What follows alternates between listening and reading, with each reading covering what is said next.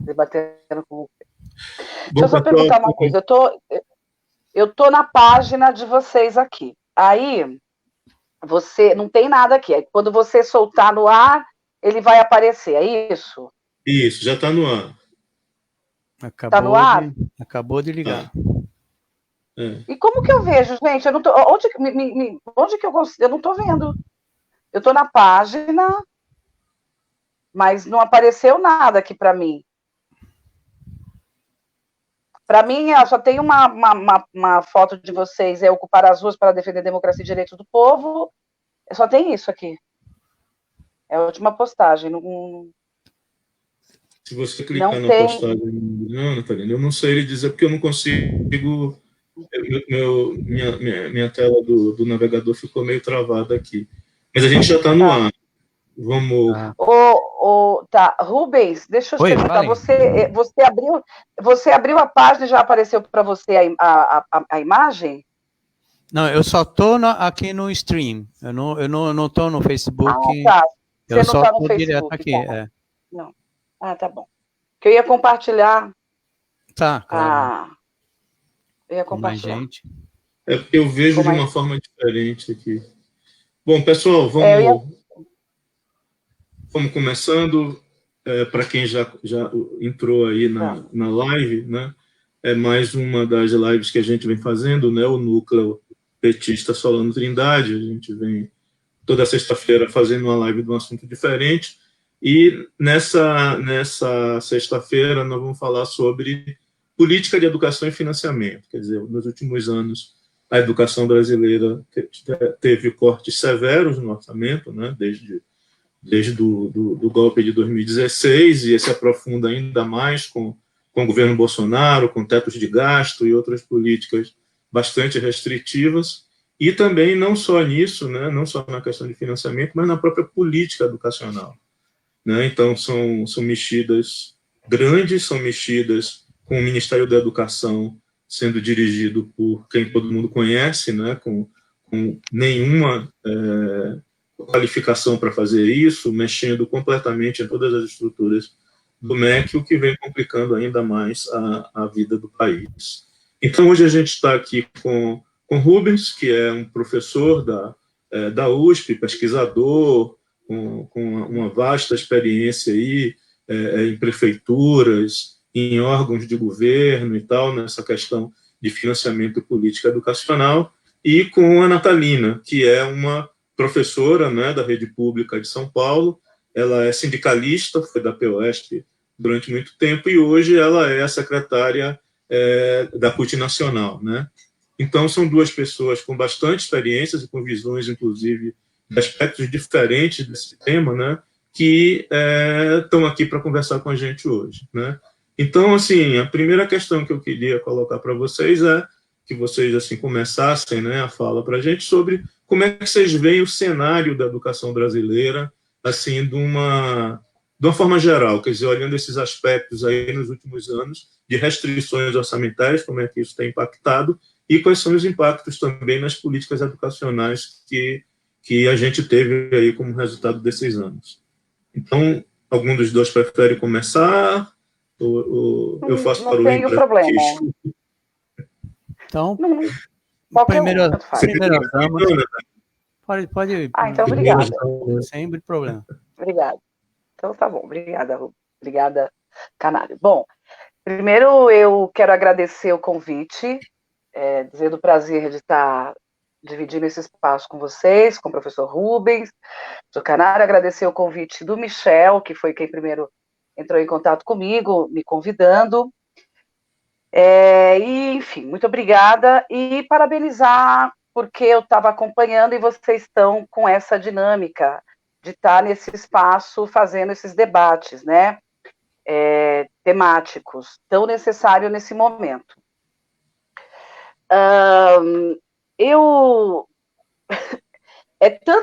É muito louco, porque é tanta coisa acontecendo que a gente não sabe bem por onde começar. Ontem eu tive uma live com o deputado, o Alexandre Padilha, que foi ministro da Educação e tudo mais, e era sobre os impactos do coronavírus na população negra. E aí eu não discuti nada sobre educação nem nada, porque a gente ia fazer esse debate hoje, né? E aí eu fiquei pensando sobre como começar. E aí a gente está muito envolvido em 2 debates nesse momento, que é a educação à distância e o financiamento da educação, e a campanha Vota Fundeb. E aí eu queria falar como é que esses 2 temas eles se alinham, né? Eles se intercalam. Eu creio que vários aspectos técnicos, principalmente, o professor Rubens provavelmente vai tá falando sobre isso. Então, eu queria falar do ponto de vista de sindicalista, como é que isso impacta na educação, como é que isso impacta também na vida e no cotidiano das famílias, das crianças, nesse momento, né? O que é esse financiamento da educação? Que é mais ou menos assim, né? Pensando um pouco, e a APOESP, que é, só para pensar, desculpa, não me apresentei, se apresentou, mas deixa eu falar. Eu sou professora da rede pública estadual e municipal, eu também atualmente estou como dirigente da APOESP, Sindicato dos Professores da Rede Pública Estadual, e estou lá na Secretaria Nacional de Políticas de Combate ao Racismo da Central Única dos Trabalhadores. Eu estou na Secretaria Nacional. E aí, esse é um momento de muito debate no meio sindical, de organização da classe trabalhadora em momento pandêmico, se vai para a rua, se não vai para a rua, organização dos trabalhadores que não estão no mercado formal, enfim, é uma série de coisas, né? A contínua retirada de direitos. Então, a gente está... esses são temas que estão o tempo inteiro em ebulição neste momento. E a pandemia, e nenhum... por favor, Canário, quanto tempo eu tenho? Porque quer professor vai falando. Então... Uns 10 minutos, 15 mais ou menos, que dá tempo tranquilo. 10 minutos? Já foi meus 10 minutos, só me apresenta. Não, fica tranquilo. A gente tem 1 hora para conversar. Gente, vamos rir um pouco, cara, porque tá muito difícil, né? Eu tenho dialogado com alguns companheiros e companheiras, a gente tem usado o riso um pouco como maneira de manter o equilíbrio e a saúde mental. Tá muito difícil, então o humor pra gente... Bom, mas tá bom. Queria falar 2 coisas. Financiamento da educação e educação à distância. Educação à distância provou-se uma grande falácia nesse momento, né? Recentemente, a POSP conseguiu fazer um levantamento a partir de professores, dos conselheiros, enfim, da sua base, o número de alunos que acessam o centro de mídias e que tem acesso aí aos conteúdos que está sendo veiculado pelo centro de mídia pela televisão. São 22% do total de alunos. Gente, 22%. É absurdamente baixo. E aí a gente pensa como é que é a desigualdade educacional no Brasil. Claro que tem que... Assim, você vai falar, mas por que, Natalina? Eu sei que nós não temos tempo aqui de elencar uma série de... quais são os aspectos que levam a essa baixa adesão da EAD, mas o que eu queria dizer é a desigualdade social no Brasil, o acesso às mídias, a necessidade de estar fora, enquanto nós, e aí eu me sinto uma privilegiada nesse momento, tenho a possibilidade de fazer isolamento social na minha casa, a grande maioria, lamentavelmente, não está conseguindo, porque a gente não tem um plano contingencial no país, a gente não tem uma proposta. E aí, na esfera municipal, estadual e nacional. Quer dizer, não existe, de fato, uma equipe, uma comissão, um comitê de gestão da crise, pensando no impacto econômico, no impacto emocional, nos impactos do desemprego, em tudo isso. Né? Como é que... E não tem isso. O que nós vemos é uma série de atitudes destrambelhadas, assim, é o experimentalismo, vamos tentar isso essa semana que vem vamos tentar outra coisa, e aí de tentativa em tentativa, eu quero falar um monte de coisa rapidinho, eu vou me engasgar, então eu vou devagar, se der para falar, falou. Então a gente tá num momento de experimentalismo, são tentativas atrás de tentativas, não deu certo essa, tentamos outras, enquanto isso nós temos a ascendência da curva e a morte e o óbito de centenas de milhares de pessoas, 30 mil pessoas, é muita gente, são cada uma dessas pessoas tem um nome, tem família, tem vivência, quer dizer, é muita gente, é assustador. E o que me assusta mais ainda é ver a crueldade ou a perversidade com que autoridades lidam e tratam com isso. É muito assustador. Eu, sinceramente, às vezes eu penso que a gente está... O roteirista de 2020 tem que ser demitido. Vamos contratar outro que precisa reescrever, porque é assustador. Bom, e aí falando... E aí, obviamente, nessa conjuntura toda, você pensar numa criança que mora num cômodo com mais 6 pessoas, ela vai conseguir cumprir aquele horário às 10 horas da manhã, estar em frente à TV, assistindo um conteúdo programático e tendo que estar com o celular ali para entrar em contato através do chat, gente, é absurdo, é surreal. E além de não conhecer a realidade brasileira, a realidade de São Paulo, por exemplo, não conhecer de fato que o mito da inclusão digital, é mito a inclusão digital. Ter um celular e ter um pacote de dados não faz deste país um país exemplo de inclusão digital. Então, queria começar por aí. E aí, paralelo a isso, nós temos aí a votação do Fundeb, vota, não vota. Nós temos a relatora, que é uma deputada do DEM, e que, me desculpe, eu fugi o nome da... Dorinha. Dorinha. Eu estava pensando na Dorinha. Dorinha, eu falei Dorina, né? Mas Dorinha, então. E aí, esse relatório, ele tem, por exemplo, eu acho um aspecto positivo seria subir de 10% para 20% da contribuição federal. Positivo na conjuntura atual, por favor, hein? Vamos pensar sempre qual é a conjuntura em que nós estamos enfrentando. A gente está enfrentando uma conjuntura de congelamento total de investimento de educação, de saúde, das necessidades básicas, essenciais da população de um modo geral. Então, estou falando nesta conjuntura. Então, os nossos espectadores que, de repente, vão falar assim, tá louca, 20%, a gente está pensando num patamar de 40%, 20%. Estou falando nessa conjuntura. Mas aí, paralelo a isso, nós temos deputados que supostamente foram eleitos como deputados defensores da educação, mas que junta no relatório um submarino com a história da meritocracia.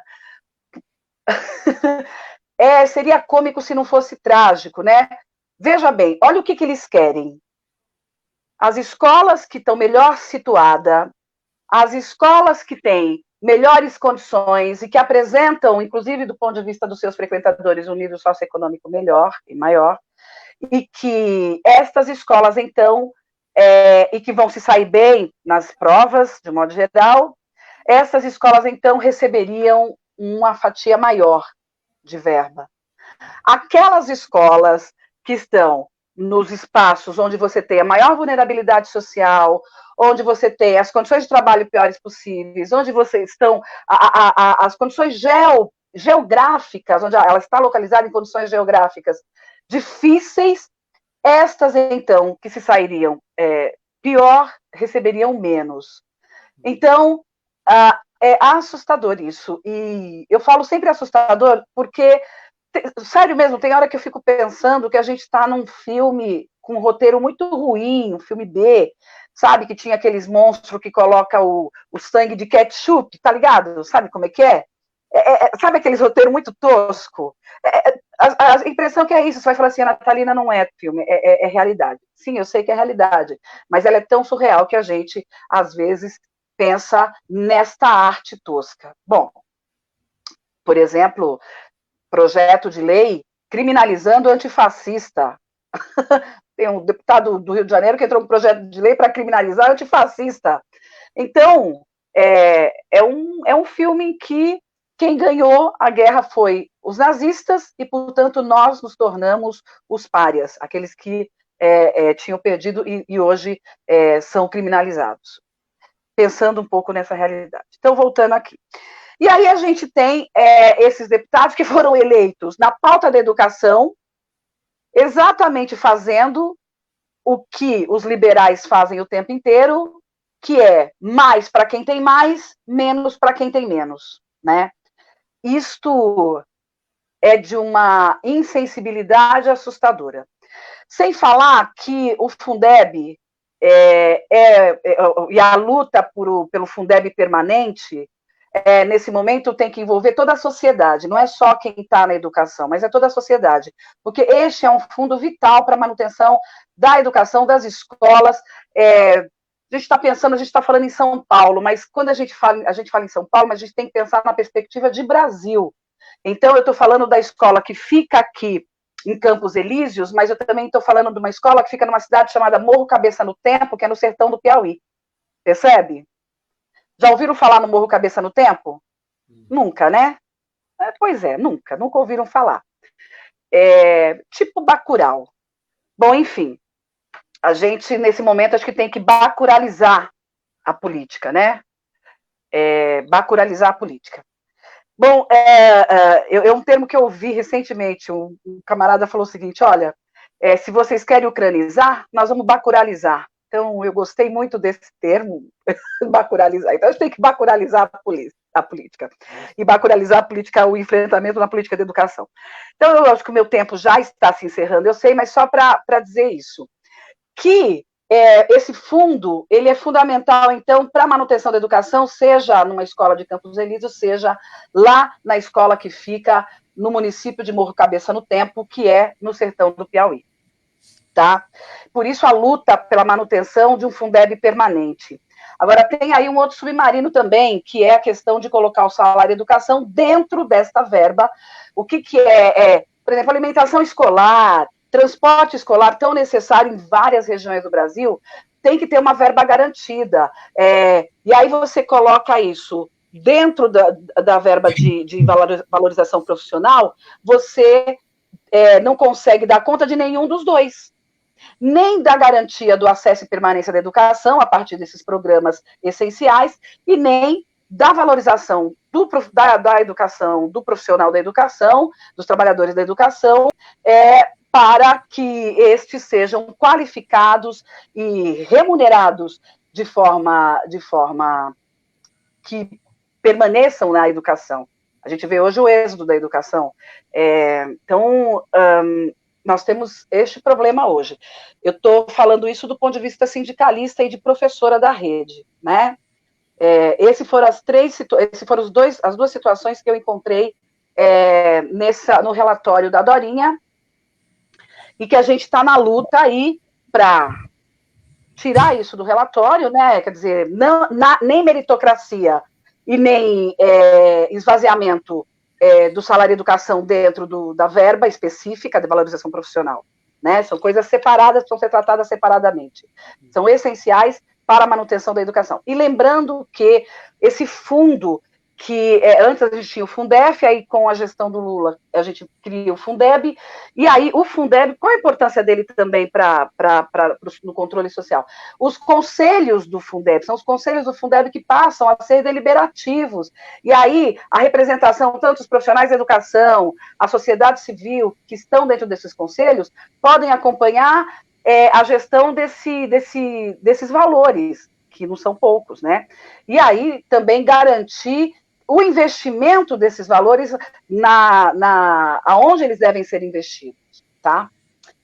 Desculpa se eu me excedi. Foi muito boa.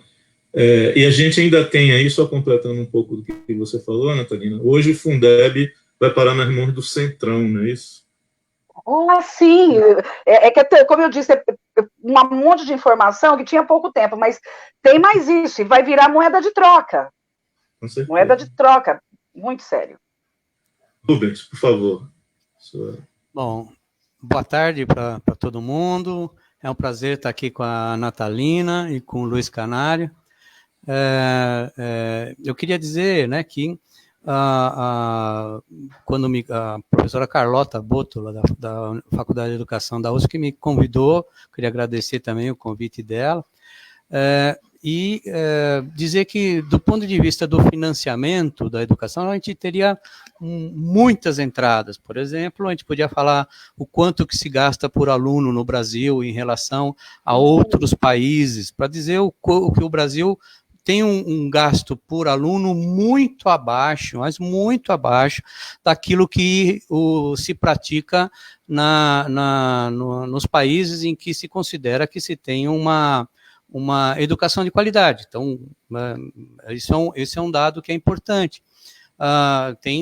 Quando a gente fala que o Brasil gasta algo em torno de 5% do PIB em educação, que muitas vezes é disseminado dizendo que a gente gasta igual a países e tem uma educação muito pior. Esse número ele é meio enganoso. Na verdade, a gente tem também um número muito grande de alunos para atender, e isso não é proporcional da maneira que deveria ser para se ter um ensino de qualidade.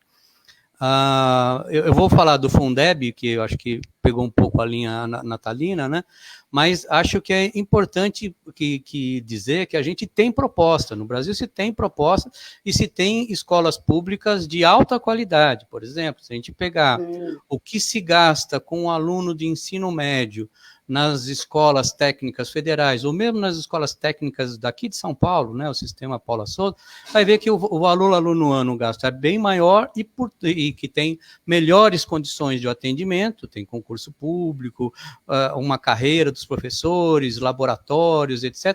Mas o custo desse aluno é bem maior do que aquilo que se pratica nos ensinos médios regulares, né, no país e aqui em São Paulo também. Então, não é que falta, né, um exemplo de ensino público de qualidade no Brasil. E, aliás, ele só se mantém com alguma qualidade nas redes estaduais, nas redes municipais, por conta da luta dos professores, tá certo? Se não tivesse isso, né, a contribuição da luta dos professores, os sindicatos, os movimentos sociais em defesa da educação,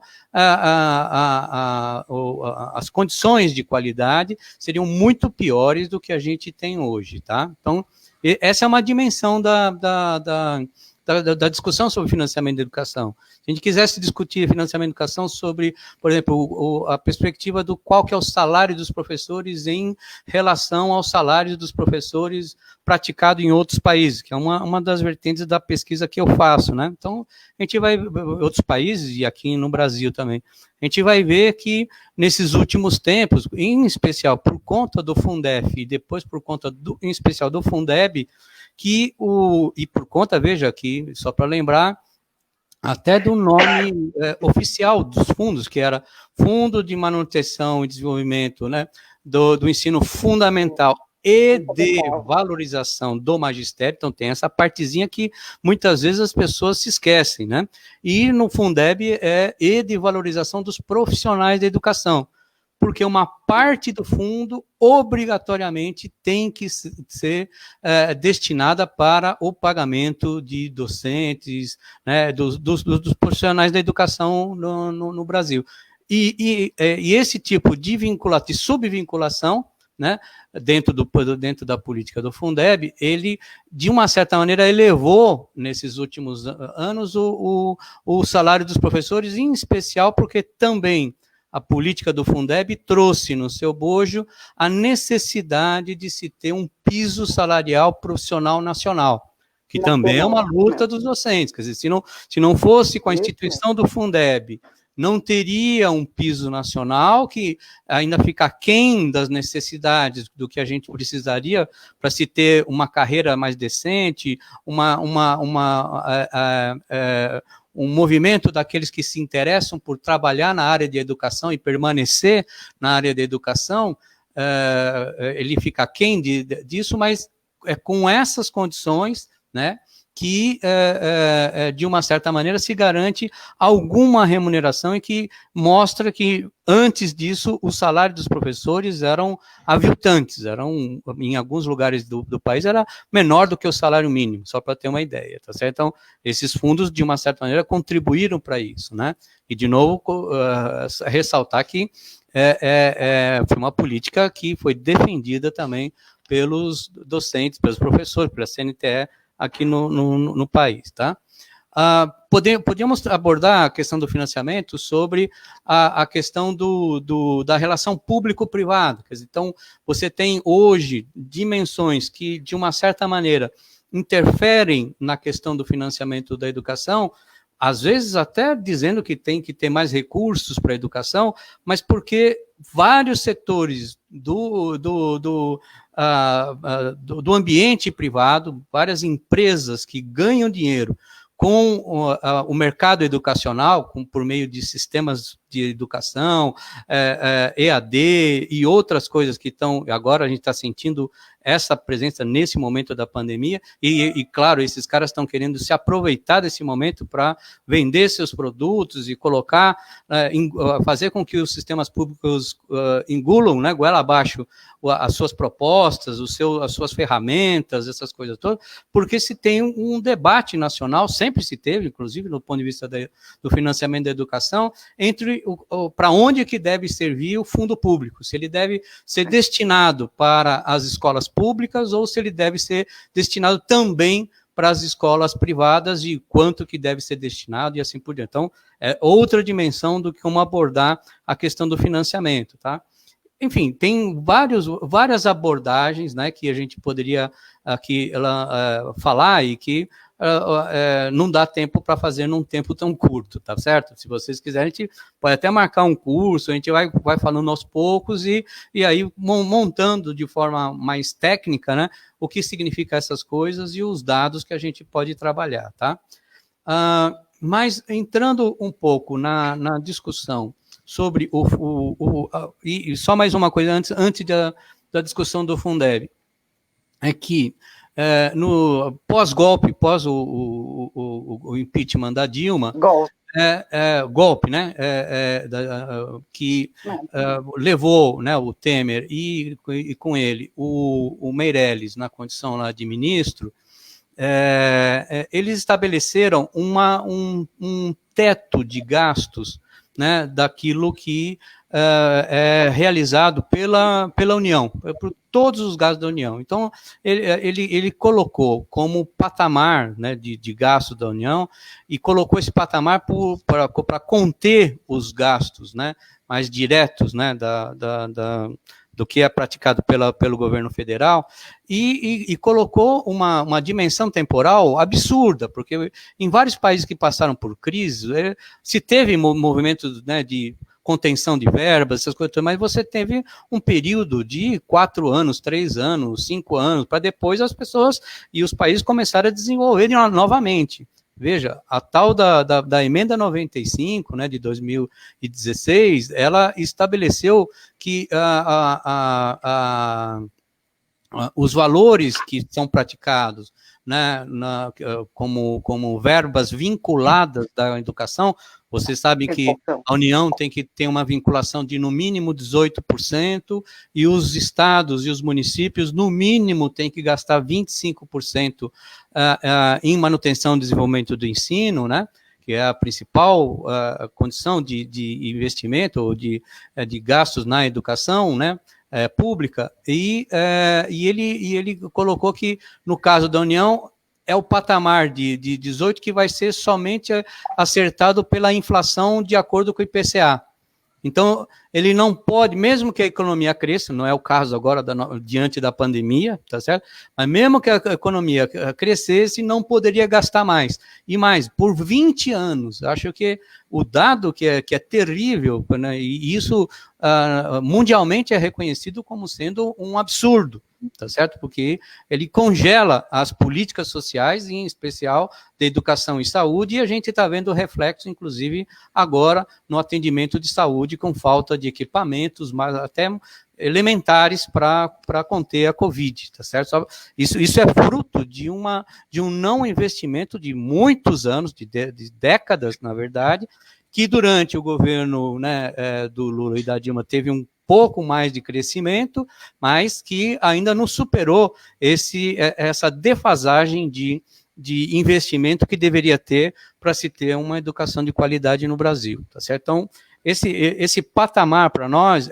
ele até está sendo visto agora no Supremo, e a gente, da FINEDUCA, existe uma Associação Nacional de Pesquisadores em Financiamento da Educação, que soltou várias notas com relação ao Fundeb, mas também com relação à emenda constitucional, dizendo que ela não pode, já não podia continuar, e agora, na pandemia, mais ainda, é que se necessita recursos, em especial, para a saúde e para a educação, né? Então, esse é o dado. Agora, essa mesma emenda, ela, por incrível que pareça, ela tira o Fundeb, tá certo? Ela tirou o Fundeb desse limite de gasto. Então, se a gente quiser, do ponto de vista da luta política para maiores verbas para a educação, para colocar, como a Natalina levantou, que a União tem que colocar mais recursos para complementar o fundo no Brasil, a gente tem que apostar na perspectiva do Fundeb. Ele tirou o Fundeb desse teto de gastos, tá certo? Então, é por isso também que a gente fala, não, o Fundeb foi, o Fundef e o Fundeb, mas em especial o Fundeb, porque cresceu muito mais o atendimento, porque até pegou da educação básica como um todo, desde a creche até o ensino médio, e todas as modalidades, tá certo? Então, é muito mais abrangente, mas também colocou mais recursos, tá certo? Então, e com isso, o volume, os montantes com o Fundeb aumentaram substantivamente, tá certo? Então, depois, se der tempo, eu mostro aqui algumas tabelas para vocês, para mostrar o quanto que alterou e quanto que se cresceu nesse período. Mas, para entrar na discussão mais recente sobre o Fundeb,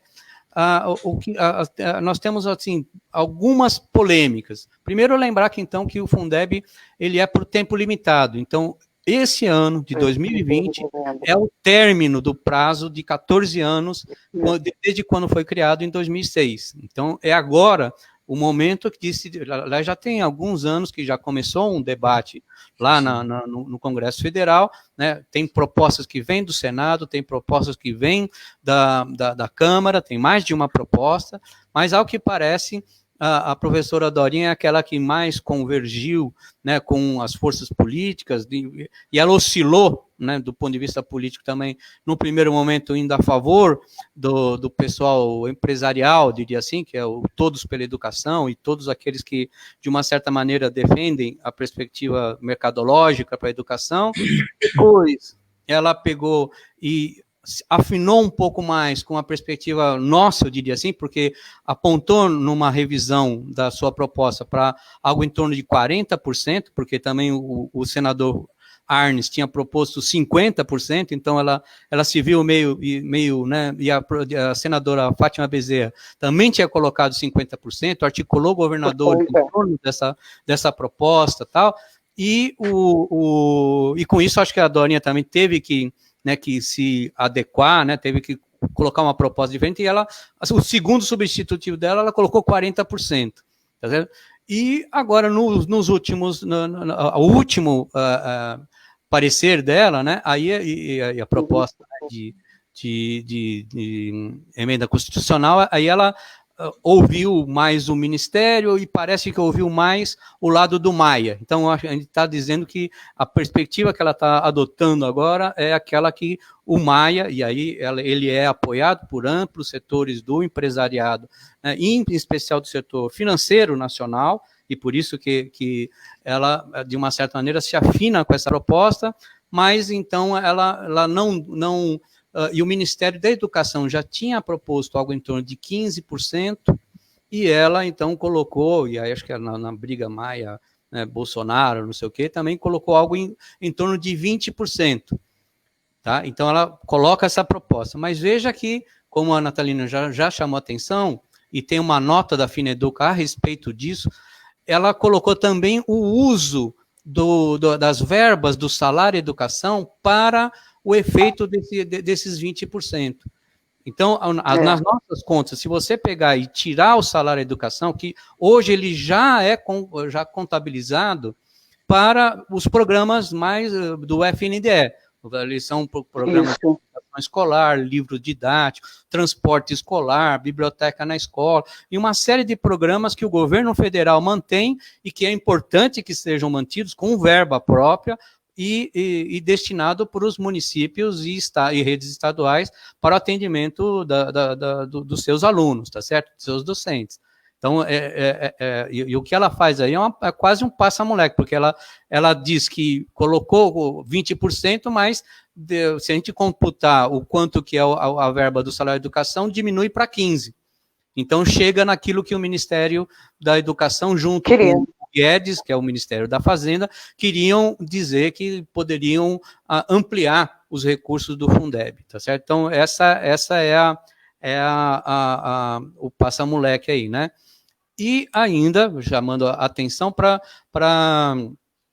dois elementos que estão nessa composição. Um deles é que ela, de uma certa maneira, ela aponta na direção do CAC, que foi uma das propostas que a gente construiu no Plano Nacional de Educação. Isso está dentro do Plano de Educação de 2014, que é um custo aluno qualidade, né? E no processo de implementação, a gente definiu também que teria um custo aluno qualidade inicial, o quanto que seria necessário para se ter um ensino com um mínimo padrão de qualidade, com quadras cobertas, com banda larga, né, na internet, um laboratório, com um pagamento melhor dos docentes, enfim, um atendimento melhor, né, dos nossos alunos, com melhores condições de trabalho. Então, o CAC foi colocado no Fundeb, e por isso, na hora que a gente pensa na perspectiva de colocar mais recursos lá no PNE, né, lá no PNE, com base nesses cálculos também, se apontava para a perspectiva de ter, ao final do PNE, 10%, o equivalente a 10% da aplicação na educação nacional, em todos os níveis, né, desde a creche até a pós-graduação, algo em torno de 10% do PIB.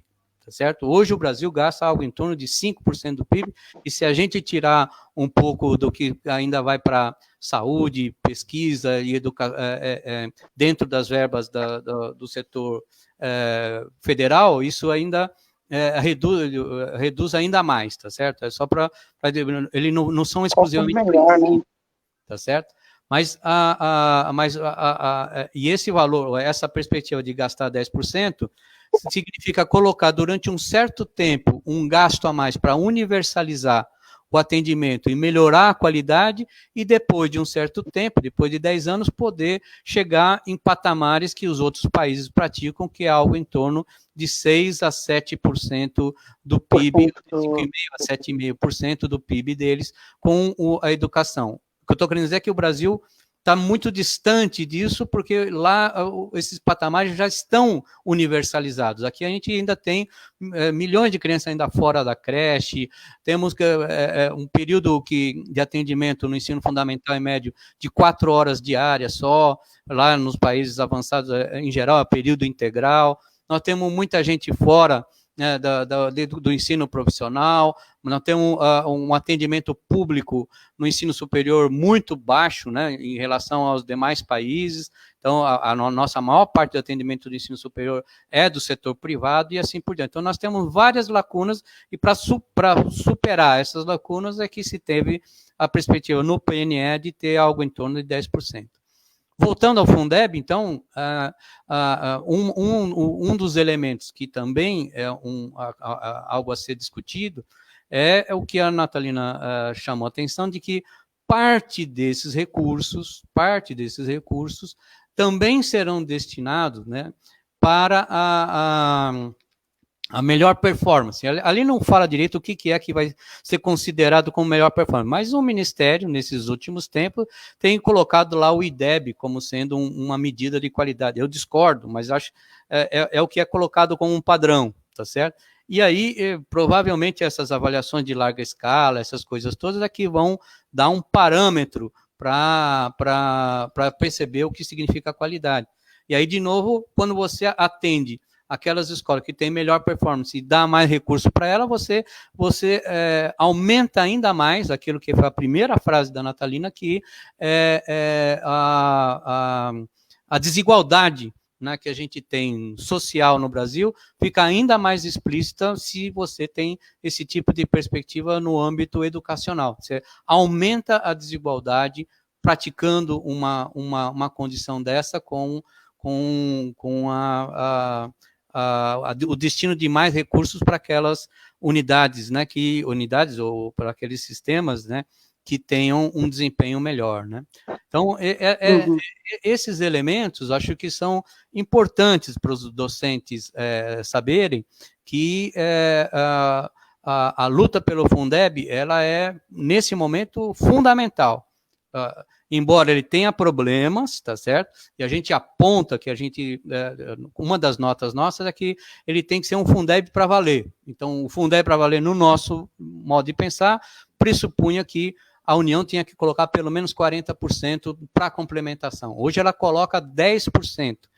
E isso significa hoje 10%, algo em torno de 15 bilhões, o que a União coloca. A gente está multiplicando por 4 isso, tá certo? Para tentar ter um montante de recursos a ser redistribuído no país com uma melhor qualidade. Mas só para ter um exemplo da desigualdade e o que a gente está falando de qualidade, o valor aluno ano do Fundeb, o mínimo valor aluno ano do Fundeb desse ano é 3.000 e poucos reais, 3.040 reais. Essa é a previsão para o ano de 2020. Veja, 3.040 reais para o ano. Várias escolas privadas em São Paulo têm esse valor mensal. Aí você percebe a ideia de desigualdade que se tem no nosso país, tá certo? Então, e quando se divide esses 3.000 e pouco por mês, vai dar algo em torno de 280 reais, por aí, alguma coisa assim, por mês, tá certo? Então, é um valor muito baixo, pensando na ideia de um investimento em cada aluno por mês e o investimento anual, né, que vem do Fundeb. E olha que eu estou reconhecendo que, mesmo nessas condições, ele ainda ajudou a melhorar minimamente as condições, a repartição dos recursos, um pouco do salário dos professores, lembrando até que foi a semana passada que vários governadores tinham entrado com um pedido de inconstitucionalidade sobre a questão da jornada dos professores, né, em relação ao pagamento do piso, e o Supremo deu ganho à jornada que está na lei do piso, que é 2/3 com o aluno, com interação com o aluno, e 1/3 sem o aluno, tá certo? Então, essa jornada tem que ser, e o salário, né, a perspectiva do salário, que hoje em 2020, a previsão é 2.882, mais ou menos, ela é ainda aquém do que seria necessário para um professor ter, né, condições de trabalhar melhor nas redes públicas no Brasil. Mas, com tudo isso, eu estou querendo dizer que o Fundeb ainda é um avanço, tá certo? E a gente tem que manter, porque, senão, se extinguir o Fundeb, ele provocaria um caos na educação básica nacional. O Fundeb, ele só atende a educação básica, tá? Então, ele não pega a educação superior. As vinculações, as outras vinculações, os 25%, no caso de São Paulo é 30%, né? As vinculações, sim, aí pega da creche até o ensino superior. Então, os perigos que a gente tem que estar atento é esse, quer dizer, então, dizer que precisa avançar o Fundeb, tirar esses elementos que, de uma certa maneira, reduzem a participação da União e estar atento para não deixar causar ainda mais desigualdade por meio de algumas determinações que querem colocar para dentro. E só para lembrar que essa determinação de associar com rendimento vem do setor empresarial, viu, gente? Então, não é à toa que esse pessoal o tempo todo fala que a avaliação é importante, a avaliação é primordial, tem que ter meta para atingir, etc, etc, porque é assim que eles trabalham nas suas empresas, é assim que eles trabalham pensando, inclusive, a sociedade e querem que a gente, da educação pública, engula do jeito que eles propõem, tá certo? Então, seria essa fala, e aí a gente pode estar aberto aí para as discussões, perguntas, o que vocês acharem melhor, tá bom? Eu queria aí pegar o final da sua fala, Rubens, para colocar duas questões, né, para vocês. A primeira é, a gente fala muito, né, investimento na educação e que o investimento é pouco, etc. Mas hoje você tem uma, vamos dizer assim, se você for pegar quantitativamente, você tem muito mais gente na escola do que você tinha há 20 ou 30 anos atrás. Sim.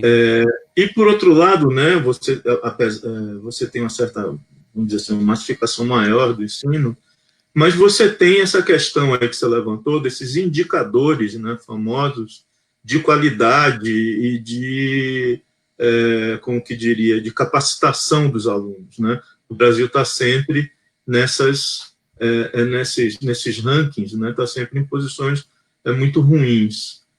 Vocês acham que esses rankings não são medições eficientes da qualidade do ensino, ou existe, de fato, alguma deficiência em algum ponto, né, do sistema de ensino que impeça, né, os alunos brasileiros, se é que isso pode ser dito, de terem uma performance melhor nesses exames. E emendando com isso, né, um fenômeno que a pandemia aí, intensificou muito, que é a questão do famoso ensino à distância, né, que é uma tentativa de longa data, principalmente, por exemplo, aqui em São Paulo, né, no governo estadual, de cada vez mais usar iniciativas de ensino à distância, e que a gente está vendo aí, a Natalina até falou disso, o reflexo que isso está tendo, né, na realidade, quer dizer, muitas pessoas não têm acesso à internet, as coisas não são compreensíveis e tal. Então, assim, eu queria que vocês pegassem um pouco aí, uma mistura aí em relação a essa questão, quer dizer, qual é o impacto de fato do EAD na qualidade do ensino, como é que vocês estão vendo isso, e como é que a gente hoje pega o reflexo dessa qualidade nesses indicadores, ou não pega, né, que a gente está vendo sistematicamente sendo divulgados como de baixa eficiência do sistema de ensino no Brasil. Natalina, você que começou, pode já encaixar aí agora. Até porque você talvez tenha mais experiência nessa questão do EAD do que Rubens, né, em função da proximidade sua com o ensino fundamental. Fundamental. Bom, primeiro eu quero parabenizar o professor Rubens, eu gostei muito da fala dele, complementou, achei muito importante. Ele conseguiu falar vários aspectos que são importantes nesse momento para a gente avaliar, e historicamente também. Tá, você fez duas perguntas. Primeiro sobre essa questão da... Ai, meu Deus, caiu minha caneta, mas tudo bem. O ranking, se são eficientes ou não na medição da qualidade da educação, né? Tá.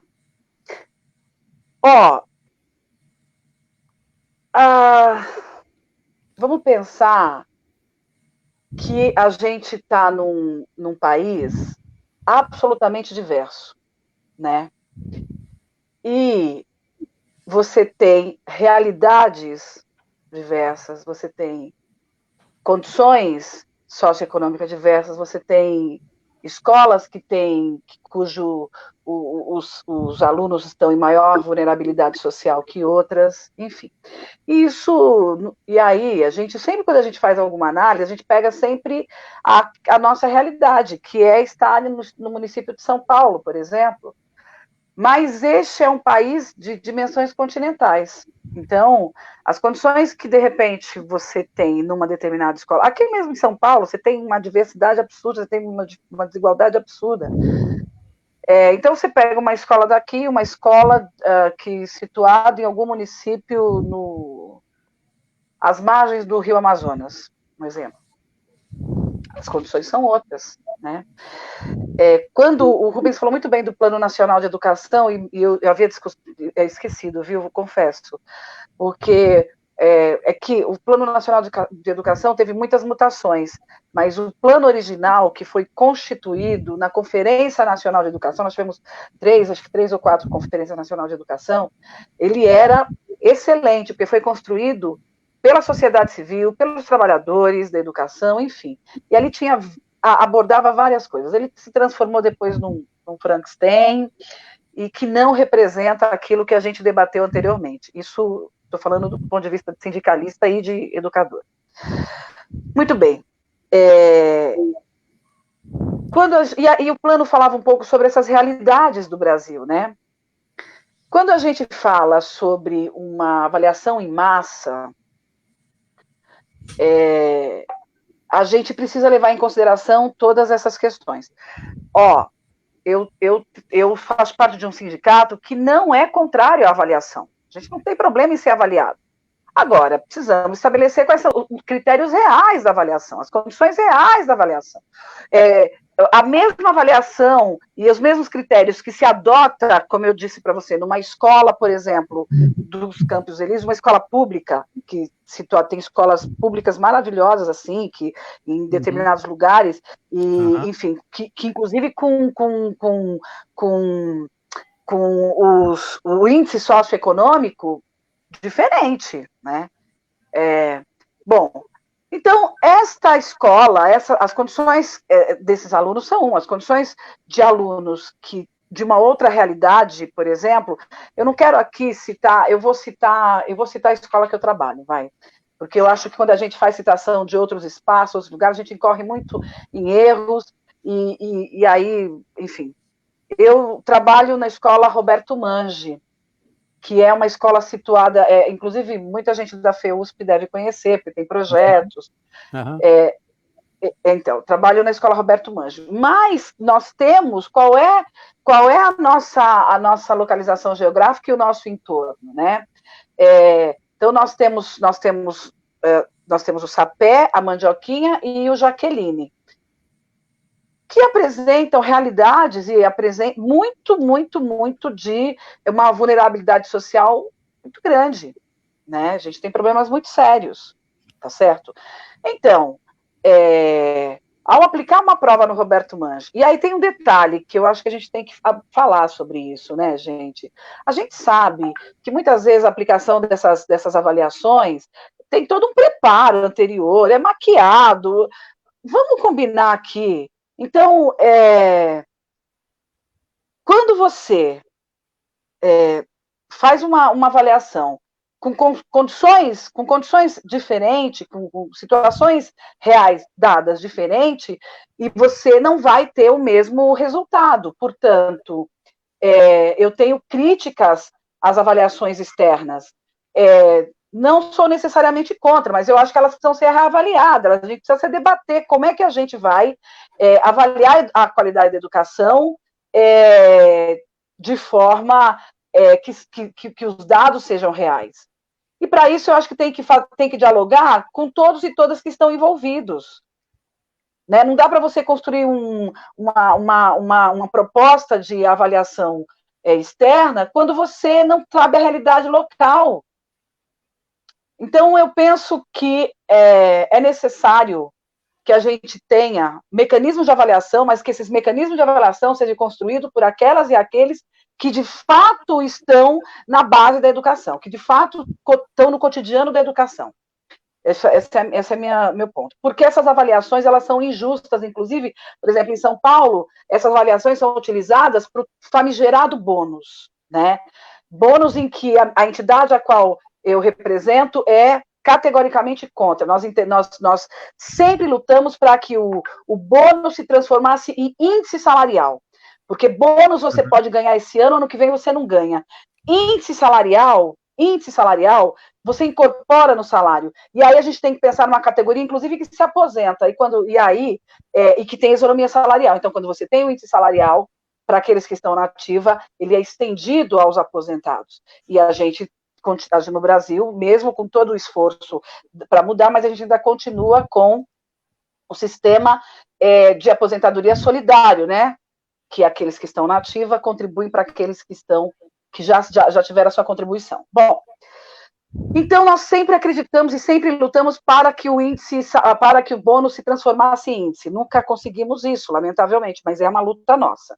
E esse famigerado bônus, ele tem relação direta com o resultado dessas avaliações externas. Então, olha que loucura que é. Às vezes, numa única escola, você tem lá as 3 modalidades. Às vezes você tem educação básica, ensino fundamental 1, você tem o ensino fundamental 2 e você tem o ensino médio. Hoje é mais difícil você ter uma escola assim, mas você ainda encontra uma ou outra escola que ainda tenha esse sistema. E muitas vezes você tinha os professores da educação básica, do ensino fundamental 1, ganhando bônus, o do ensino fundamental 2 não, e do ensino médio ganhando. Então, quais são os critérios para aplicação do bônus? Era o resultado que pode ser maquiado, a gente sabe disso. Bom, portanto, respondendo à sua pergunta, esses critérios, os rankings de avaliações externas, nem sempre resultam na realidade da educação, e nem sempre são justos na avaliação da qualidade da educação. E aí, você vem para a segunda questão, que é sobre a EAD. Muito bem. Se da mesma forma que você tem o desequilíbrio ou a desigualdade que representa, mesmo que com diferentes situações, mas muitas vezes você tem uma escola que vai menos, que é melhor, outra que vai bem, mesmo com maquiagem e tudo mais, você tem realidades diferentes das escolas. Eu ia falar uma coisa, por isso que eu me perdi, gente, porque eu ia falar sobre outra situação, mas tudo bem, deixa eu retomar aqui, desculpa. Vamos retomar. É que, sabe assim, eu estou falando e aí eu estou pensando em mil coisas dessa realidade tão desigual, né? Mas vamos voltar aqui, falar em educação à distância nesse momento, eu estava lendo algumas questões, a professora perguntou, a professora Carlota falou assim, tá bom, mas se não é educação à distância, o que fazer agora? A questão não é que eu acho que o debate não é ser a favor ou contra neste momento pandêmico da educação à distância, mas quais são as condições que os alunos, que os estudantes têm para acompanhar a educação à distância. Se a gente for pensar sobre aquilo que o Rubens falou, que, somente no estado de São Paulo, a luta que o governo tem feito para implementar a educação à distância foi um fracasso. É um fracasso. É um fracasso. E é um fracasso por quê? Porque a realidade é díspare, porque é desigual ao extremo. É desigual ao extremo. Então, o que vai educar, o que vai qualificar é a velha e boa relação professor-aluno dentro da sala de aula. E garantir condições para que o trabalho do professor possa ser desenvolvido, para que o aluno possa absorver. A gente sabe, são vários estudos, não sou eu que estou falando, a própria Faculdade de Educação tem uma série de debates sobre isso, sobre as condições de trabalho e influenciando no desempenho do educador, tem as condições socioeconômicas influenciando no desempenho do aluno. Então, você tem uma literatura vasta sobre isso, não sou eu que estou falando. Agora, eu posso falar do ponto de vista do que eu vejo todos os dias, tá certo? E aí, do senso comum, daquela pessoa que está ali no chão da escola. E as histórias, elas não são histórias de conto de fada, né? Nós temos, nesse momento, uma série de estudantes que estão passando fome. Nós temos, nesse momento, uma série de mães, por exemplo, que estão desesperadas porque, como eu disse anteriormente, quando eu usei aquele exemplo, é um exemplo real daqui. Você tem 6 pessoas no único cômodo.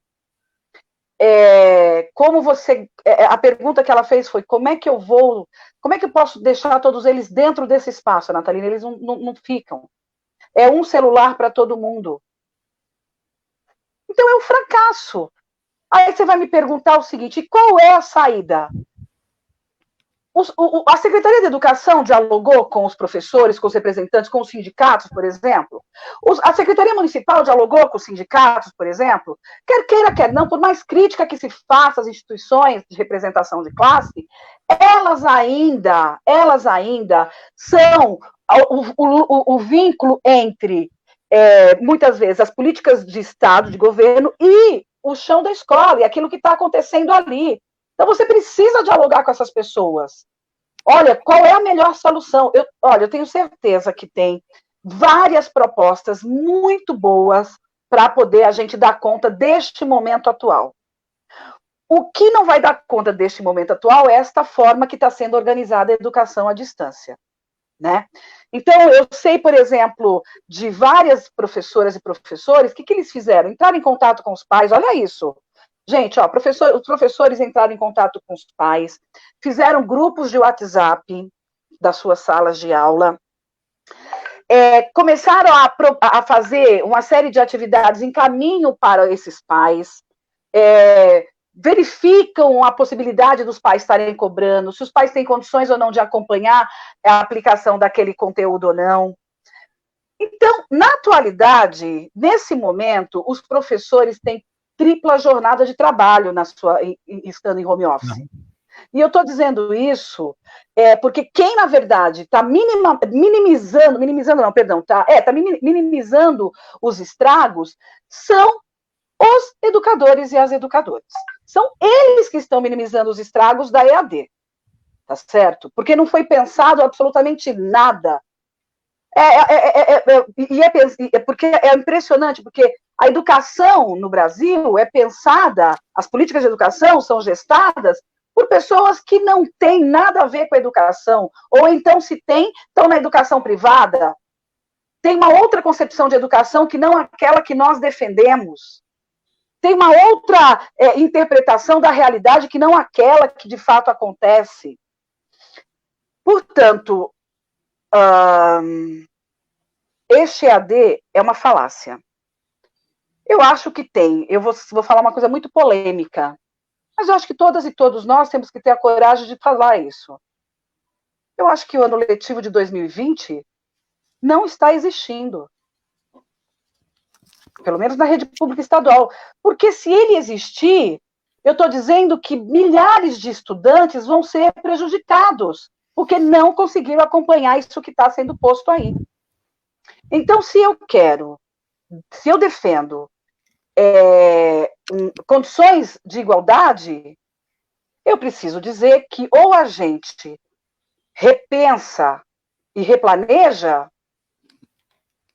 para que haja a inclusão de todas e todos, e aí é impressionante, eu não podia deixar de fazer isso, né, gente? Eu vou fazer o recorte racial aqui.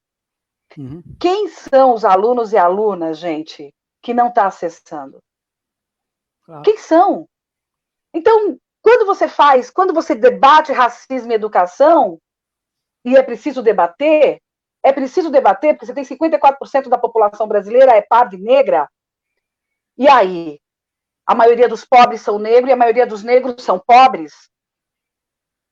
Então, se você tem 54% da população brasileira é negra, e você tem, nesse momento, a educação à distância, exigindo que você tenha estruturas técnicas na sua casa, no seu ambiente de trabalho, mesmo os professores, aí você percebe que, você diz que não há inclusão digital, porque a inclusão digital é uma falácia, porque você ter um plano de dados que você paga R$25 não vai fazer com que você, não permite com que você, por exemplo, acesse essas plataformas todas que a gente está usando, não é? Essa é uma plataforma que eu creio que nós três aqui estamos em Wi-Fi nas nossas casas. Claro. Recentemente, em debate com uma companheira que foi pré-candidata às prévias internas de um partido político aqui em São Paulo, as duas últimas etapas ela não conseguiu participar porque ela não tinha acesso à internet na sua casa. Isso que é uma candidata, foi uma pré-candidata. Então, a gente está falando dessa realidade, né? Então, se eu tenho trabalhado a minha vida toda pela inclusão, a minha vida toda contra o racismo, contra a exclusão, eu, nesse momento, vou fazer a crítica à educação à distância, que não está incluindo. Que assim, foi lançada, vamos assistir. É o seguinte, você vai receber o livro na sua casa. Companheirada, está provado que o que educa, a construção do conhecimento, ela se dá no espaço da escola, professor-aluno. Estou falando do conhecimento formal, tá certo? É a relação professor-aluno. É eu aqui, eu tirando a minha dúvida. certo? Professor Rubens, então, se eu fosse aluno do professor Rubens, eu já ia, professor, mas eu não estou entendendo aqui, o senhor tirou esse dado da onde? É isto que faz com que a gente vá pela busca da construção do conhecimento, né? Se isso não está acontecendo no momento, e aí, eu sei que a gente está ao vivo aqui no público, mas vamos pensar, se a gente pensar, esses caras devem estar putos da vida, porque foi um estrondoso fracasso o que eles estavam pensando. E aí tem um detalhe também, companheirada, a história da educação domiciliar, lembra que esse governo chegou, homeschool, eu nunca sei falar direito esse termo, mas assim, aquela, a educação domiciliar. Então, a educação domiciliar é um fracasso, ela não vai se configurar, porque você trabalha, mesmo em pandemia, milhares de pessoas estão trabalhando, seus filhos estão em casa sozinhos, muitas vezes, precisaram se reorganizar a vida, tá certo? Então, isso tudo também nos mostrou um estrondoso fracasso, né? Uhum. É um estrondoso fracasso. O homeschooling, não é isso? Homeschooling. E a homeschooling, e a educação homeschooling, é verdade. Enfim, a educação domiciliar. Vamos falar para que todo mundo entenda. A educação domiciliar, como nos moldes que eles propõem, é um fracasso. Isso está provado na pandemia. E a educação à distância também, visto que ela não é inclusiva. Aqueles que dizem, não, mas imagina, é muito mais fácil a educação, a EAD, porque todo mundo vai ter acesso. Está provado que não. Agora você me pergunta, qual é a saída, Natalina? Vamos dialogar todo mundo junto. Saída miraculosa, eu nunca acreditei. Vamos dialogar todo mundo junto. Eu creio que o professor Rubens tem contribuições, você, Canário, teria contribuições, eu tenho, a minha companheira Márcia Totti, lá da escola, tem contribuições. É isso que faz com que a gente construa uma proposta democrática, representativa e inclusiva. Tá? Perfeito. Com certeza. Rubens, pessoal, só um instante antes, a gente está no limite do horário que a gente tinha combinado com vocês, mas da minha parte, não tem nenhum problema da gente estender aí, pelo menos para a fala completa de Rubens, e depois a gente dá uma fechada, tá? Para mim também não tem problema. Também estou tranquilo. Então, vamos lá, porque a conversa está muito boa. Tá, então, só para ir na mesma batida, né? Então, quando você pergunta sobre os indicadores de qualidade, os rankings, né? Acho que é bom lembrar que de onde vêm essas propostas. Veja, se a gente pegar lá atrás, aqui na administração estadual, e que a Rose Neubauer colocou a ideia do Sarep, um pouquinho antes do Sarep, vem depois, mas todo o modelo, né, de avaliação e tal, e que lembra, ela tinha, não sei se ficou até hoje, mas tinha um negócio que ela tinha até colocar cor. Era uma escola que tinha a cor verde, depois tinha uma escola que tinha a cor vermelha, tinha a cor amarela. Sabe? Essa ideia de ranking vem o tempo todo numa perspectiva mercadológica. Eu acho que esse é um dado que é importante a gente ter claro, que não são os docentes que propõem essa perspectiva. E acho que é importante também o que a Natalina falou. Os docentes não têm medo de avaliação, né? Não é essa a discussão, mas eles querem participar e têm o direito de participar, embora não sejam atendidos nisso, na elaboração dessas formas de como fazer a avaliação dos seus alunos, tá certo? Mas nunca foram convidados a nem sequer a expressar sua opinião a respeito do assunto.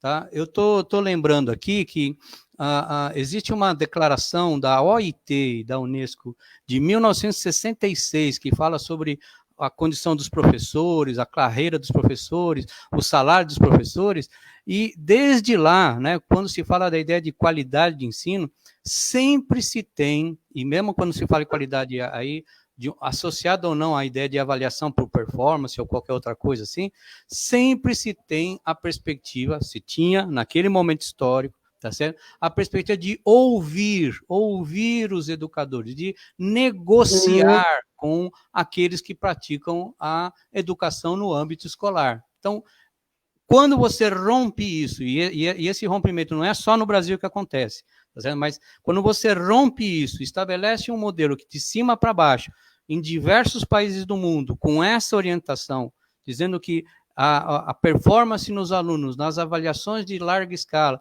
é que vão determinar rumos das políticas educacionais, e isso é um absurdo, mas porque não leva em conta o que os docentes e as crianças e os alunos e os pais de alunos pensam a respeito disso, tá certo? Então, sem ouvir essas pessoas, não dá para pensar numa perspectiva de avaliação mais séria. Eu acho que isso é uma condição para que a gente comece a conversar sobre isso, né? Há também estudos, como falou a Ana Natalina, né? E olha, o relatório Coleman, lá nos Estados Unidos, de 1960 e pouco também, ele já dizia que a questão da performance dos alunos na escola, do rendimento, tem a ver com a questão socioeconômica. A maior variável que determina o rendimento das crianças, né, é a questão socioeconômica. E ainda estou falando na questão presencial, historicamente. Então, isso e essa condição ela vai se exacerbando agora, em especial na pandemia, onde que essa desigualdade no Brasil, mas também no resto do mundo, ela se demonstrou cada vez mais, explicitou cada vez mais as questões das desigualdades, onde também se revela, né, Natalina, as questões raciais, então, as questões étnicas, etc. Então, as questões de gênero e assim por diante. Então, os maiores prejudicados, certamente, né, nessa condição, no Brasil e no mundo, são as mulheres, são os negros e assim por diante. São essas populações, essa parcela da população que são significativas, que também estão nas condições em condição de maior desigualdade e, portanto, em menor condição de acompanhar aquilo que está sendo pedido, né, muitas vezes, né, nessas avaliações de larga escala, tá certo? Então, acho que essa é uma condição importante. Esses rankings também, veja, tem um monte de contradição aí que eu acho que é legal as pessoas saberem. Por exemplo, a Finlândia, que normalmente ela teve bons desempenhos e era apontada, né, como sendo exemplo de qualidade e tal, ela não tem exames nacionais, não tem rankings nacionais, não tem avaliação de larga escala nacional para poder, por exemplo, fazer alguma coisa com relação ao PISA, que é um exame que a OCDE, né, que é a Organização dos Países Mais Ricos do Mundo, estabeleceu que como parâmetro de qualidade da educação, ela estabeleceu um exame que tem uma determinada metodologia, que compara, né, os diferentes performances de alunos de diferentes países. Bom, o que eu estou querendo dizer é que, assim, na Finlândia, que foi colocado, né, como sendo um grande desempenho, ela pratica uma boa educação. Porque é uma boa educação, os professores têm condições têm melhores salários, tem escolas com acesso à internet, tem trabalho por projeto, tem menos alunos por sala de aula. Quer dizer, então, são essas condições que garantem a possibilidade de um ensino de qualidade. E aí seria como decorrência disso a melhor ou a pior performance aí em avaliações das mais diversas naturezas, tá certo? Eu acho que isso eu acho que é quase uma decorrência, né, dessa condição. Veja, com relação também a questão desses rankings todos, só vou pegar um que a gente naturalizou aqui no Brasil, que são os exames vestibulares, por exemplo, né, e que as pessoas acham que isso é normal. Os melhores que fazem a prova, não sei o quê, e que podem ir para as universidades públicas, etc, etc. O que eu estou querendo dizer é que, assim, em vários países não se tem isso.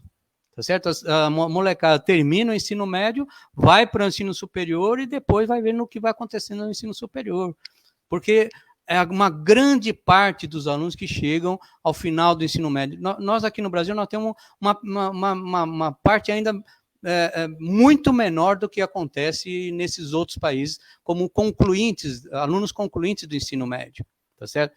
Se a gente somar todas aquelas pessoas que nem concluíram o ensino médio no Brasil, a gente tem da ordem de 90 milhões de brasileiros que não tem isso. Então, de novo, a questão da desigualdade é muito grande. Mas veja, só para pegar a relação do ensino médio, desempenho, vestibulares e a pandemia. Agora, recentemente, nós tivemos a discussão, e aí o Ministério teve que se curvar, a questão do Enem, porque se alegou, e aí o Senado entrou na discussão, e os alunos, né, em especial das escolas públicas, não teriam condições para fazer os exames, tá certo? E é verdade, porque é isso que a Natália falou, quando tem internet é pelo telefone, só um tem telefone, não consegue acompanhar porque o pacote de dados é pequeno, etc, etc. Tem muita desigualdade aí. Mas veja, olha só, a universidade que eu trabalho, até agora não suspendeu a FUVEST. Tá certo? Então, e a gente está brigando internamente para dizer, ó, nos mesmos moldes que a gente falou que o Enem tinha que ser adiado, a FUVEST também tem que ser adiada. Também tem que ser adiado, perfeito. Por quê? Porque é para guardar a mesma similaridade, a mesma isonomia. A gente tem que pensar nos alunos da escola pública que não têm as condições, não só de não fazer o exame, o Enem, mas também aqueles que concorrem para a FUVEST para entrar na USP, tá certo? Então, é um negócio meio maluco, porque a nossa reitoria lá, desde o começo do processo, talvez até porque fomos todos pegos, né, meio de surpresa, pensávamos que era uma coisa passageira, etc. Ela falou, a USP não pode parar. E começou a fazer esse negócio do acesso remoto, essas coisas todas. Algumas unidades foram para frente, foram fazendo não sei o quê, e muitas vezes sem sequer pensar, eu acho, na verdade, porque, a rigor, o que a gente está fazendo não é EAD, não é educação à distância.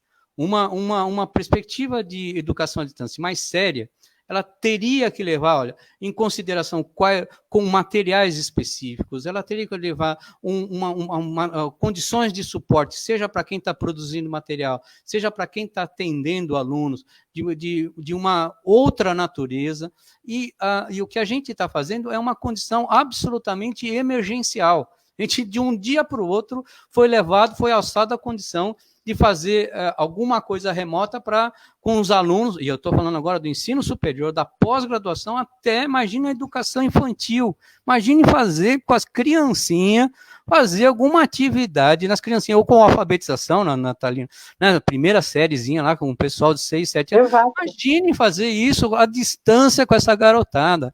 As famílias hoje, agora eu estou falando das famílias de todas as classes sociais, eu acho que estão percebendo o papel importantíssimo que a escola tem, tá certo? Não só a escola pública, mas porque ela é universal, atende a maior parte da população, mas a escola, porque esta relação ela tem que ser estabelecida por profissionais. Não é alguma coisa que qualquer pessoa faça, que a família faça. São instâncias diferentes. E por isso que é um espaço específico. Por isso que a escola tem gente que é formada, por isso que a escola tem os equipamentos, né, de salas de aula, móveis, computador, o que tiver lá dentro para poder atender essa população e no sentido de atualizar historicamente aquilo que a humanidade produziu. Tá certo? Então, não é qualquer instituição que faz, não é a igreja, não é a rua, não é o trabalho, é a escola que faz isso. Tá certo? E acho que nessa pandemia as pessoas sacaram o quanto que é importante a saúde pública, de um lado, e também a escola pública também de outro, certo? Então, eu vejo que a gente está, de uma certa maneira, nesse momento, fazendo um atendimento emergencial. Todos nós fomos pegos de surpresa, tá certo? E aí, eu não tenho dúvida, a gente tem que minimizar os estragos, viu, Natalina? É um pouco essa condição, mas, assim, é terrível porque a gente vai se sentindo como se fosse frágil diante de uma situação, porque além de toda essa desigualdade, ainda tem os governos que não orientam as coisas. Ele fala que está fazendo, mas não está fazendo. A gente sente, né? E eu estou falando também dentro da universidade, a gente sente na pele, a gente vê que os alunos não conseguem participar porque não tem condições. Não é a maioria dos alunos que participa. Percebe? Então, em todos os níveis nós temos esses problemas, em todos os níveis. E cá entre nós, não é só nível de acesso tecnológico, porque agora também as pessoas estão isoladas, então tem questões psicológicas, né? Tem questões que envolvem as questões econômicas, o pessoal já não tem mais o que comer. Então, quer dizer, nós estamos entrando numa fase que vai ser difícil superar. Eu acho que assim, esse momento econômico e social, eu acho que vai demorar um longo tempo. Mas qual que seria a saída? Se fosse um país decente, se fôssemos um país decente, o que teria que fazer? Colocar bolsas para os alunos nas escolas. Bolsa no sentido... Você vai receber aqui, ó, todo um pacote de internet, toda uma condição para poder acessar, um aparelho de computador. Quer dizer, então, as condições concretas para que os meninos e as meninas pudessem ter acesso a isso. E, olha, bancado pelo setor público. Ele, de um lado, está economizando hoje, mas eu acho que, assim, se é para fazer, assim como que se tem uma perspectiva social de atendimento com um valor mínimo lá, que é dos R$600, para atender uma grande parte da população que sequer tem o que comer, né? Ele trabalha de manhã para conseguir comer à noite. A gente tinha que pensar em alguma coisa que o Estado sustentasse a família, de um lado, para condições objetivas de comer, sobreviver, morar, se transportar, ter saúde, etc. Mas na educação especificamente, o Estado é que deveria suportar, e aí faz dívida a gente paga depois, tá certo? A dívida a gente supera, a morte não. Então a gente tem que pensar, eu acho que nessa perspectiva. Eu acho que a gente está tendo uma discussão assim excelente, uma pena que a gente não possa ficar aqui horas conversando com duas pessoas que têm tanta bagagem, tanta informação aí em relação a essas coisas. Acho que esses aspectos que vocês pegaram aí agora nessas falas finais, nessa última fala de vocês aí no final delas, são aspectos muito importantes, quer dizer. E eu acho que se a gente pode tirar algum saldo dessa pandemia e dessa confusão que a gente se enfiou, eu acho que são essas questões, algumas que vocês levantaram, quer dizer, olha, a escola é fundamental, não tem nada que substitua a escola, né?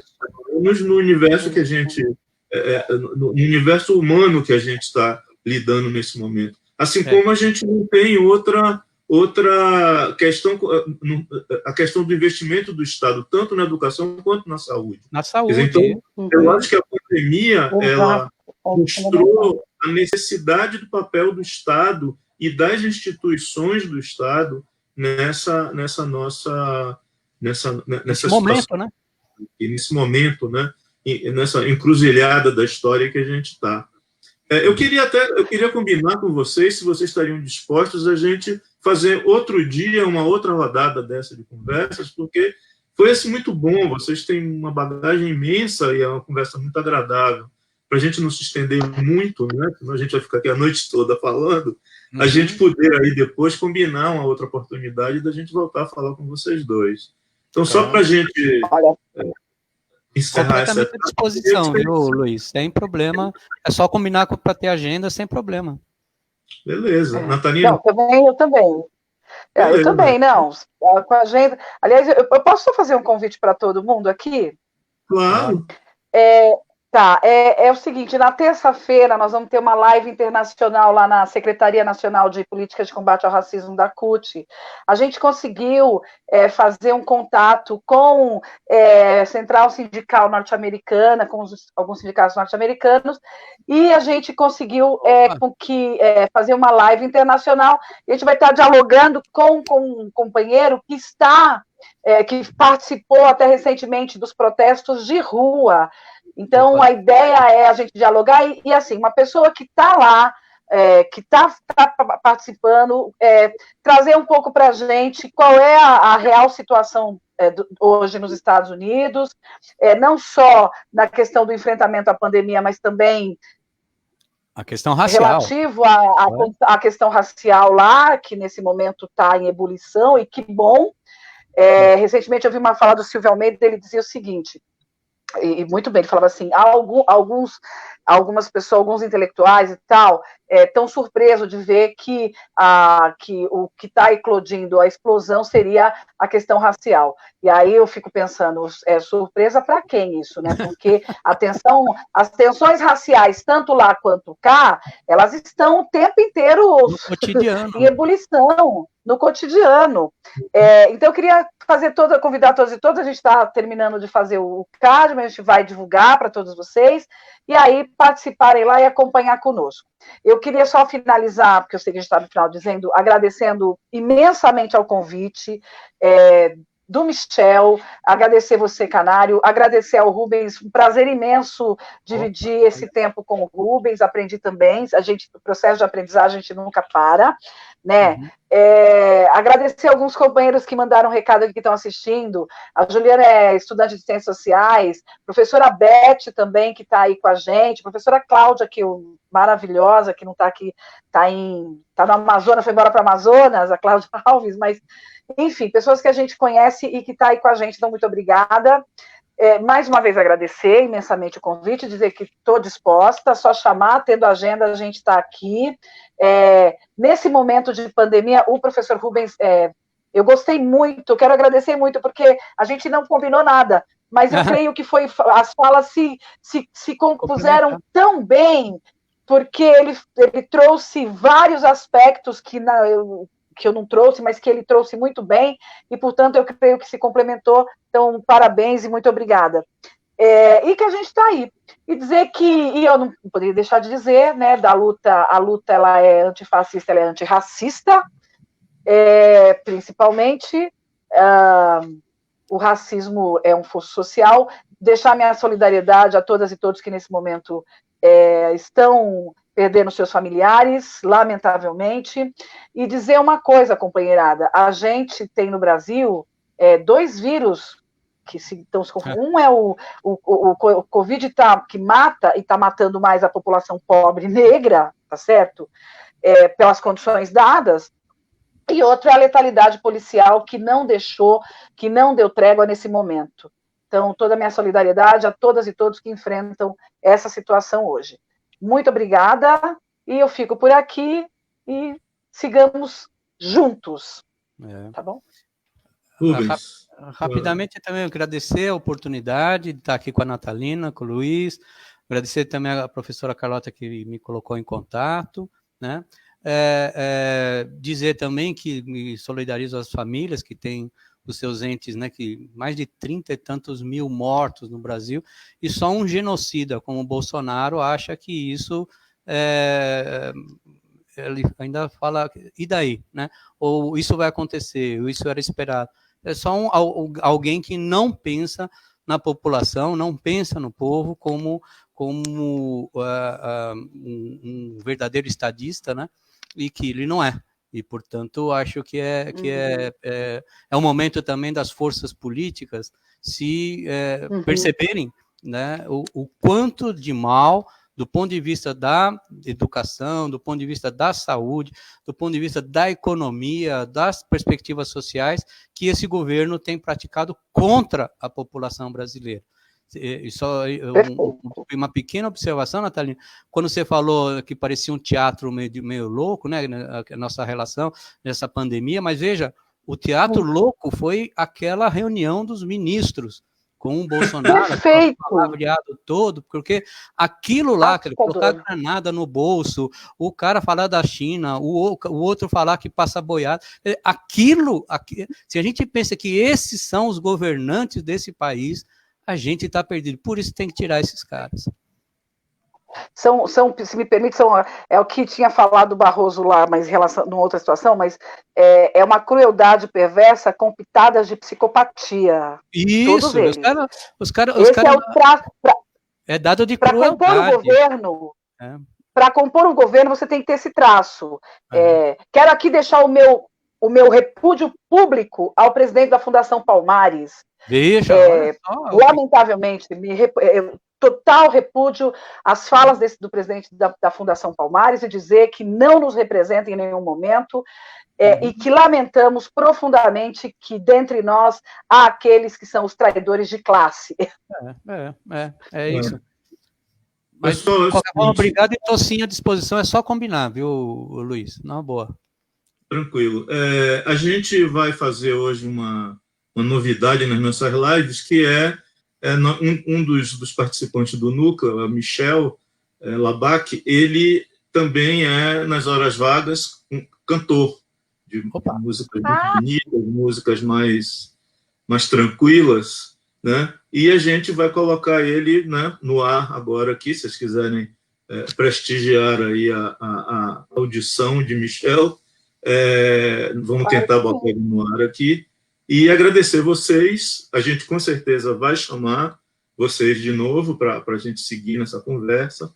O Núcleo está sempre promovendo às sextas-feiras essas lives, né? Então, na semana que vem nós vamos fazer uma falando sobre cultura, e agora, a partir da semana que vem, nas quartas-feiras, a gente vai estar inaugurando aí uma live também só sobre economia, né? Que é um assunto também. Importante. Muito importante e muito complicado nesse momento, né, entender as variáveis aí da economia no mundo. Então, a gente vai estar com essas duas programações. Então, agradecer a vocês. Michel, você está conseguindo aí entrar na live? Como é que está aí? Vai dar para você cantar? A gente já fez algumas lives de economia e a pessoa que faz isso com a gente, ele declamou poesias, porque o Solano Trindade, né, que é o patrono do nosso núcleo, ele é um poeta popular, né, que tem uma obra muito bacana, e a gente... Tem gente com fome, tem gente com fome, tem gente com fome, tem gente com fome. Isso, essa mesmo. Tem o nome de escola também, né? Nome de escola. Tem uma escola na região do Butantã que chama... Que tinha um projeto muito bom, inclusive, muito interessante. Isso.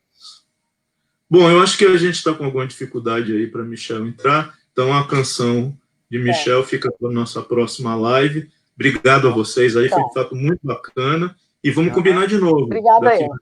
Vamos combinar. É isso aí. Obrigado aí. A Cláudia também, que foi me orientando de mestrado, ela está aqui também acompanhando no chat aqui, eu achei legal. E para a Carlota também, um beijão para ela.